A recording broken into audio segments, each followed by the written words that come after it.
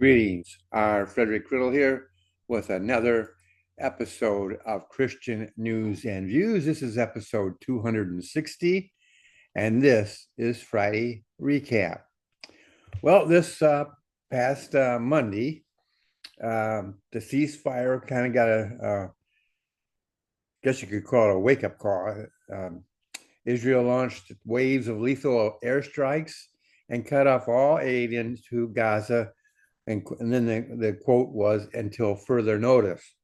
This is because of an attack by Hamas, in which it's not surprising, but they attacked, and escalations of the combination of the two, the attacks and the response, um, marked the most serious threat so far to the increasingly fragile ceasefire.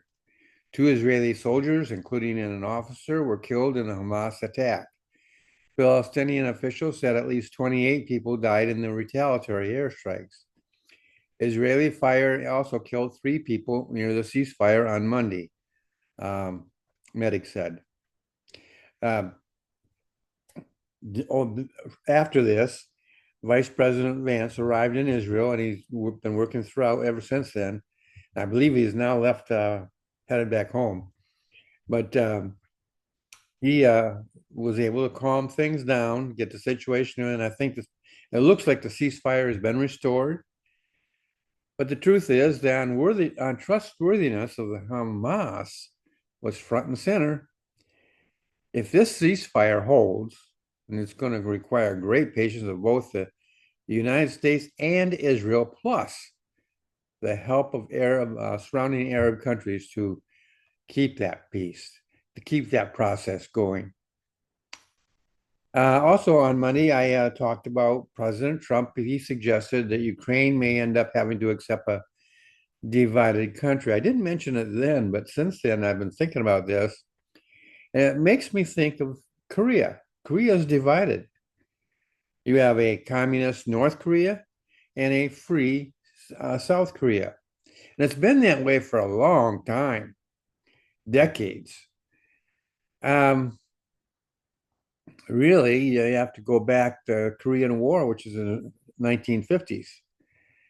And that's when the divided uh, Koreas were established. And so it's been an uneasy peace, but it is held. So I'm kind of wondering if Trump has something like this in mind as far as Ukraine is concerned, an uneasy peace.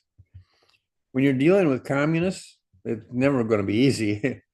You have to be always on your toes, watching, um, paying attention, because they will, if they see a weakness, they're going to exploit it. And so uh, that might be a model in which he is thinking of. Um, I don't know. I'm not gonna say I'm either pro or con on that. I really don't know. There are advantages to uh, either pursuing a real peace as opposed to an uneasy peace, such as Korea has. But South Korea has prospered under this uneasy peace. While North Korean people, they are they're looking down at South Korea, and they have to be envious of what they see. They're starving in North Korea.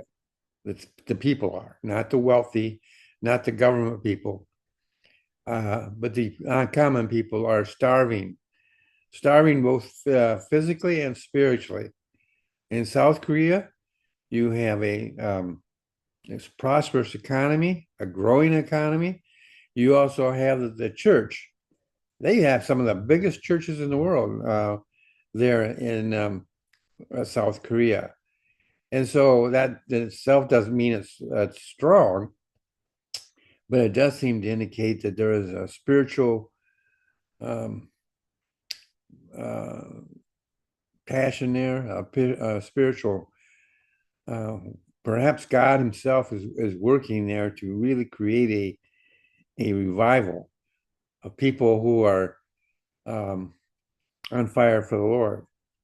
And so that's just a thought that I had. Moving on to Tuesday. A federal appeals court ruled that the Trump administration could send National Guard troops into Oregon against the state's wishes, pausing a lower court's order that barred the deployment. In her order, the U.S. District Judge, Karen J. Immergut, they point out she's a Trump nominee, really has nothing to do with it, said it appeared the Trump administration was acting in bad faith with exaggerated claims of violence in the city of Portland and so on and so forth. You've all heard all that. What surprises me about all that thing is that it had to go to the courts. You're talking about the president of the United States, the federal government has power over the National Guard. National Guard is a state organization.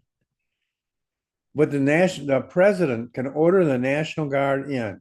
Now there are some parameters. I understand that, but historically speaking, the president has been able to do so, and no one's ever, to my knowledge, I don't think they ever took it to court before.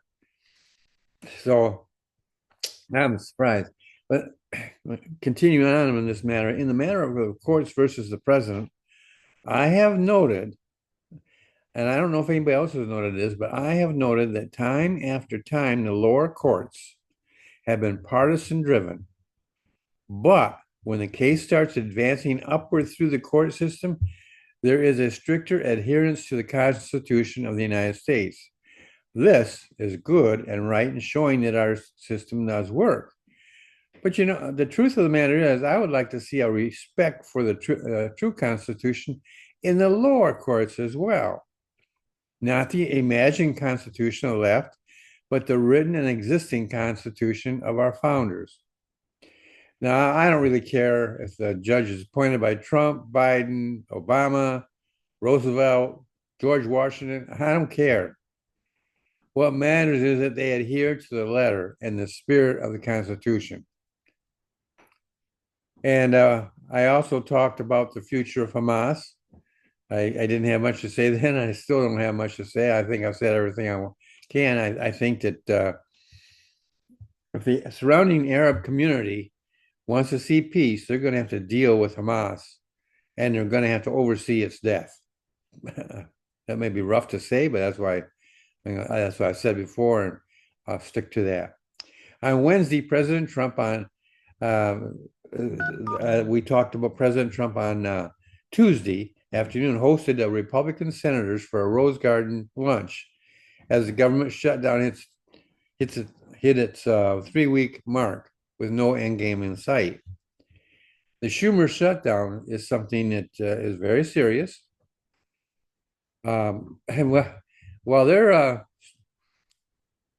causing all their problems, President Trump and the senators, Republican senators, were meeting in the Rose Garden, talking about the shutdown and how to handle it, what to do here, what to do there, striving to, on one hand, take advantage of this opportunity to reshape the government in the way that they would like to see it, which is a smaller, more flexible government.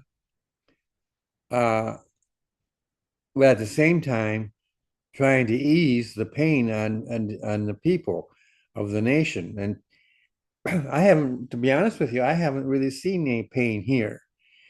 Prices of gas, for instance, are low as compared to before the shutdown. Food hasn't seemed to jump out of hand. I do shop once in a while. I have to. I'm by myself. So I really haven't seen impacts. Now maybe you have, but it's not been as great as it's sort of like the trade wars that everybody talked about happening. The trade war never actually happened. The shutdown is happening, but the impact has not happened quite as predicted. And usually that's the case because they always go with dire predictions. And that has not been happening. On the other hand, Schumer's shutdown is backfiring in their face, and they are finding it difficult to extricate themselves from the deep hole they have dug. It is beginning to look like the midterm elections will not be normal, where the party that lost in the main election surges in the midterms. And also, quite often, they are in a position to oppose effectively oppose things of the party in power. But that seems to be something that's not likely to happen now. Got a lot of time left. But the Democrats they staked out a land, a place, a position, and that's a position that was based on their own polls, their own thinking. The problem is when you create your own polls, you can have control over how those polls go. And there's a lot of polls out there that are under control of the liberal system. And so they give liberal you can almost call them wish lists. That wish this was true or wish that was true. Don't trust polls. Be very, very careful on the polls.